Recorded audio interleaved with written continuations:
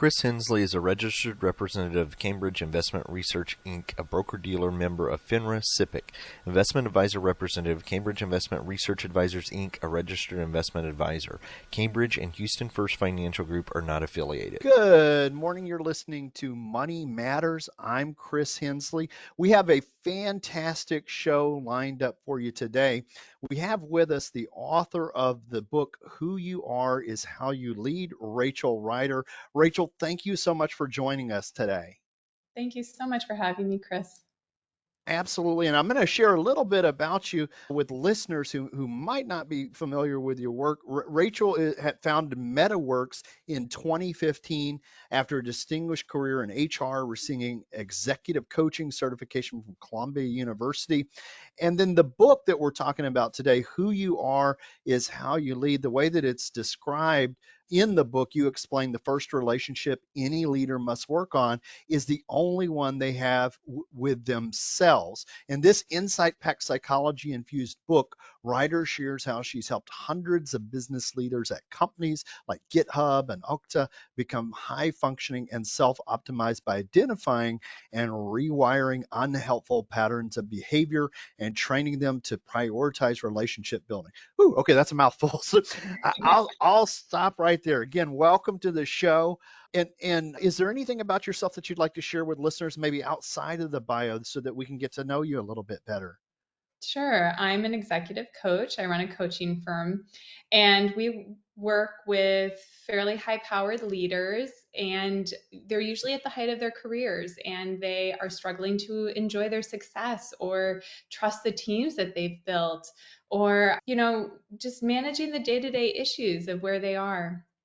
And the thing that really distinguishes us from the industry is that we really pay attention to the whole, the mind, body, and spirit in the work, which actually creates the true change. And so that's what the book is starting to talk about, which is how do you look at the whole picture? And that whole picture starts with you. And when you wrote this book, what was why did you sit down and write this book? That's a great question. I asked myself that too, because as I was writing it, I was postpartum, I would say 2 weeks with my second son. We were moving, and I was thinking, what was important to me about this? Because it actually felt like it came from within. The coaching I do is a very privileged resource, and it is very private. I work with very high-powered leaders behind closed doors because it's uncomfortable for leaders to be able to ask for help publicly. And so I thought it was really vital to be able to share the work we were doing and make it accessible to those who might not be behind closed doors with me. And so that's what this book really does, is it pulls a curtain behind these conversations and provides tools that you can start as a reader to really start delving in yourself if you are not sure if you want to work with a coach yet, or you're not sure where to begin. I love it. I love it. That's a good answer as far as, especially with the writing process there. That's, if it felt like it came from within, that's a great place. One of those books that need to be written there. And there's tons of leadership books out there. Traditional executive coaches ask things like, what's important to you? What are your top goals? What are the roadblocks? How does the method you describe and Who You Are is How You Lead differ from those approaches? So, such a great question. I appreciate that, because we really do distinguish ourselves in the industry in the way we bring in the body's nervous system. I'm trained as a somatic experiencing practitioner, which is a 3-year intensive training actually for trauma. I don't work with folks in trauma, but the same rules apply when navigating the nervous system. When something in your brain is telling you, I don't want to be doing this anymore, and yet you keep doing it, that's a great sign that it is held in your viscera. It's this habitual behavior on the neurological level. And so what we do is we work at the neurological level. And so that's what this book starts to talk about, is how do you access that? How do you tap into that? And so, yes, we care about your big picture goals. Yes, we want to see a change in behavior. However, our premise is that your change in behavior will happen when we help you work at the body level. and we bring in the mind. And then, of course, there's the spirit piece. And so when all those three are aligned, that's when the power of change is real and you can step into actually who you want to be. I love it. I love it. That's definitely a different approach than what you hear quite a bit. And I say we have to outsource our trauma analysis, but having having that into as an approach for leadership or starting with kind of the executive coaching, I think it's a good way to come about it. How about once one gets into a leadership position, executing tasks is no longer a key part of the job. Interpersonal skills become much more central. Why does excelling in relationships require one to first look within? Hmm. So let me just create a clear reason why first that executing at that level is not what's needed. When you are at this most senior level of leadership, you are so far removed from the day-to-day tasks that it's vital you trust your people to do it and you are not doing it yourself. When you do it yourself, you become the bottleneck. You also create confusion. You disempower the people you've hired for you. There's a number of reasons why you need to pull out of the weeds. But you can't pull out of the weeds if you don't trust the people who are working for you, if you don't have a strong rapport, if you don't trust that they're going to feel comfortable coming to you when mistakes are made or issues arise. And so really your new deliverable as a leader becomes your relationship with that person, because the better your relationship with that person, the more effective they're going to be at their role, which is what you really need. And so then what that means is you need to be fluent in who you are, have an understanding of what drives you. When do you get in your own way? The clearer you are on your own internal landscape, the better you are able to manage how you show up with others, to regulate yourself when you're in the room with someone you're feeling frustrated by.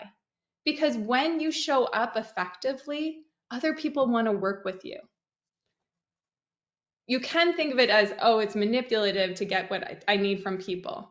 But I would actually say when there's a deeper connection and someone's not being manipulated, but someone truly feels excited to work with you, feels deeply loyal, oh my God, that's an asset on your team.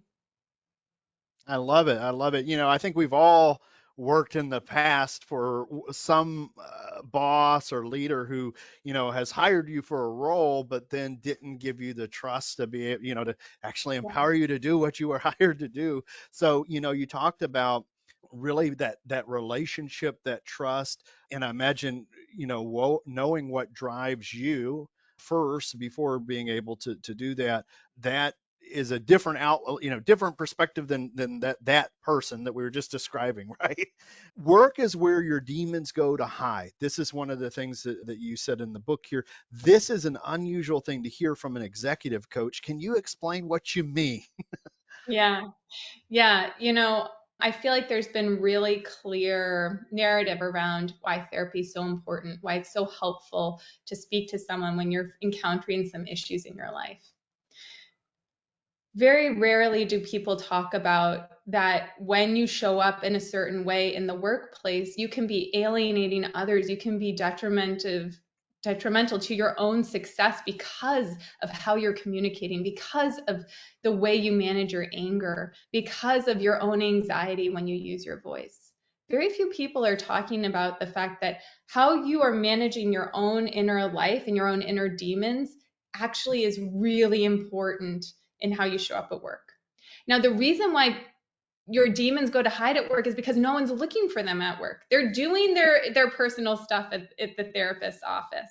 And so when they come to work, it's like, well, I just got to show up, get my day done, and come home. And in fact, actually, that's where the demons really love to stay and sleep and hide, because they know they're not going to be found.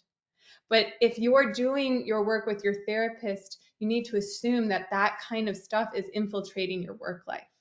As an executive coach, I'm not your therapist. What I'm here to do is help you understand how you're showing up in your inner world, and those demons you may have may be leaking out into impacting your professional experience. And so that may be you get really angry and frustrated very easily and you raise your voice, and that's alienating others. Or that maybe you have some self-confidence issues and so you don't speak up, or you say yes all the time. And so now no one relies on you because you say yes and don't deliver. That's what I'm talking about when I'm saying demons go to hide, because you're not on the lookout for them at work.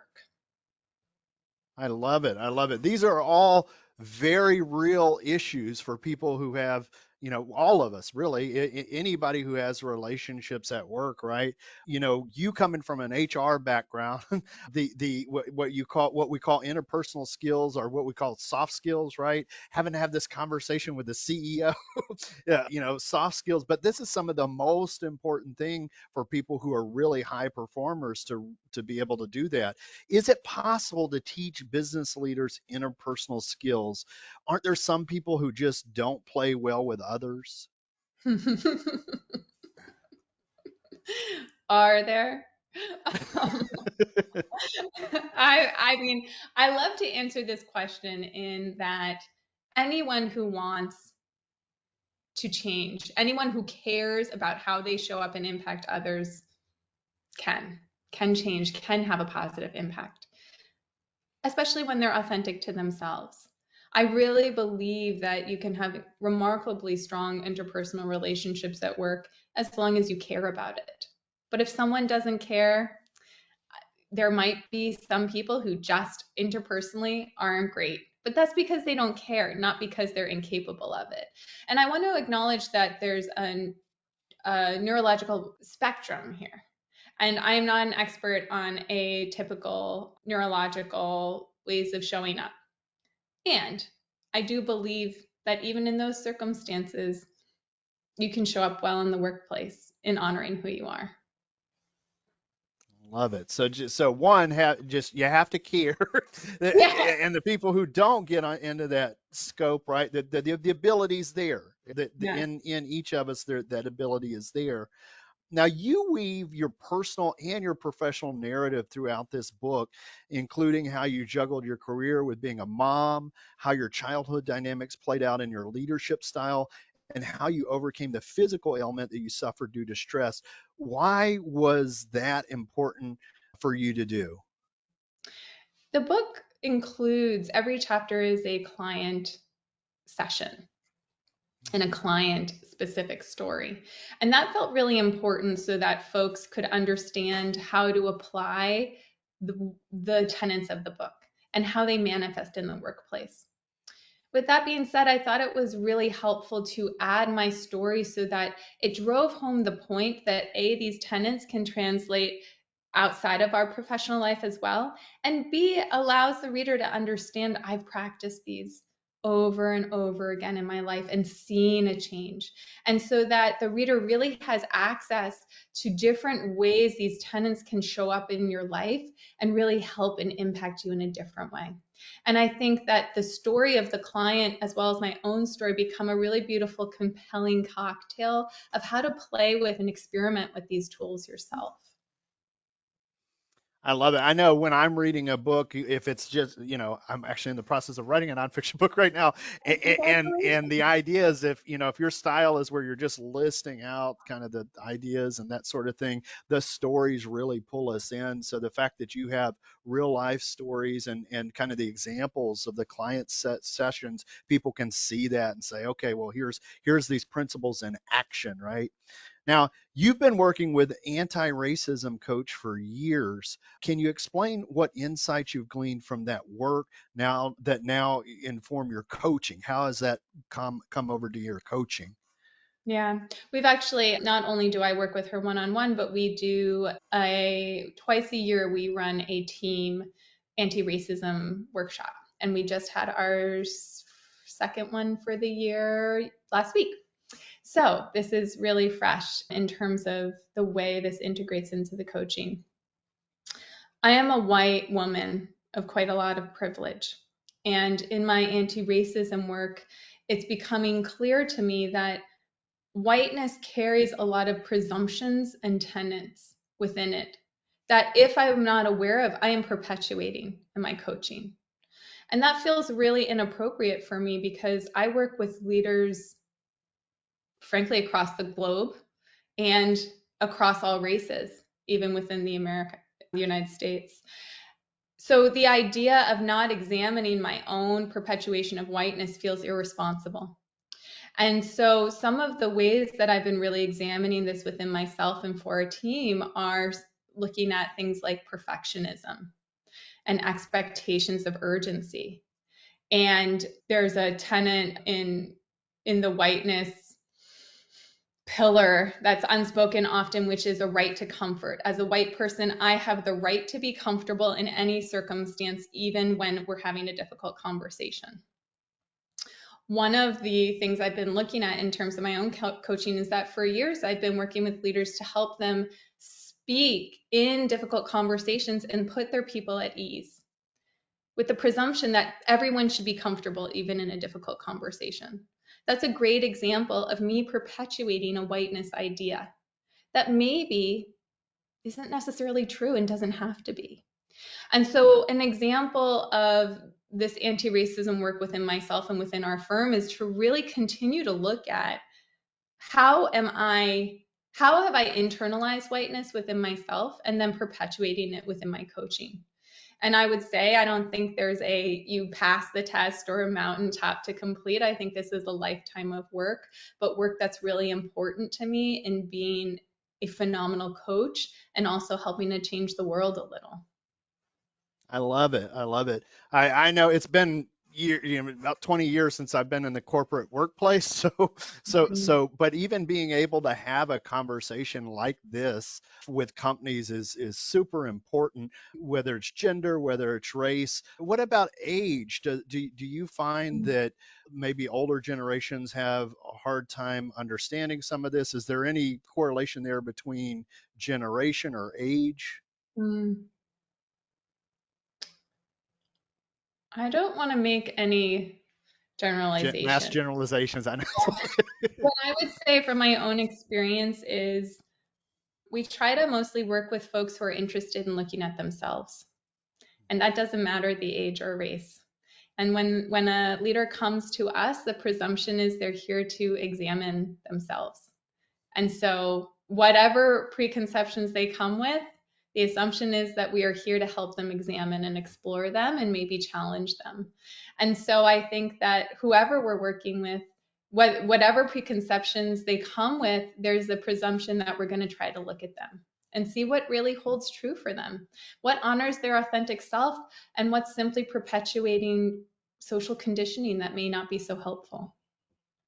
I love it. Well, just the idea of even having those conversations. I'm dating myself, but 20 years back, it would be very hard to even approach some of those Yeah. topics. So just people raising their hand and saying, okay, I want to have those conversations is definitely sound. And if that's integrated in this, that's fantastic, really. Now, you're very clear to note that you're not a psychologist. I mean, we kind of there's some overlap here, but therapist, but rather a high level executive coach. But your approach does lean heavily into personal growth, emotional baggage, and lifelong patterns of behavior. Can you explain where that line is drawn and how you avoid crossing it? Yeah. Yeah, I think that this can get confusing for folks, especially when we're doing deep work in executive coaching. I'm very clear that I am not a trauma specialist. I may have been trained in how to navigate that, so I know how to tell when it's arising.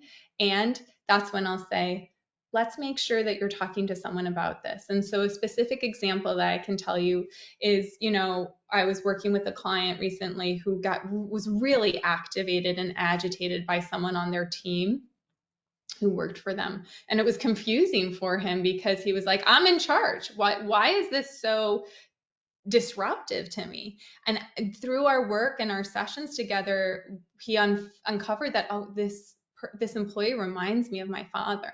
It stirs old stuff up. And so in that moment, we made sure that he could bring that to his therapist. What is really still unfinished about his father that needs attending to? So that piece about examining his relationship with his father goes to his therapist. What our role is to help him understand how the person working for him is not his father. And so I'm working with the professional context so that he can take his personal context, trauma, and examination of that with his therapist. And I'll tell you, I love working with someone who has a therapist, working with someone who has a spiritual teacher, because that becomes such a powerful combination. It means that they're approaching the struggles on every side of the spectrum, and so that real change can happen. So I'm really supportive of having a therapist as well as a coach. I love it. A lot of the things that you touched upon, the trauma, let's see, I just got finished reading a book by Peter Attia, which is mostly physical health and living to be 100. But the very end of the book, he brings back, no, the most important thing is getting past those trauma that, working on yourself. So it's when you hear these things in multiple, it's just kind of neat when stuff kind of syncs up like that. The book, Who You Are is How You Lead, the author, Rachel Rider. Rachel, what have I forgot to ask you that you'd like to leave our listeners with today? That knowing the inner landscape of ourselves is a lifetime of work, and that it can be fun, and that just doing a little has a huge impact. And so check out the book, take a look and see what you might be able to do today to really shift the course of something in your life. I love it. And we're right here at the end of the show. For listeners who'd like to find out more about you, what is the best place for them to go? My firm is called MettaWorks, METTAWORKS. So you can check us out at mettaworks.io. That's METTAWORKS.io. Perfect. Rachel, thank you so much for being on the show today. Thank you Have for a good one. having me. You too.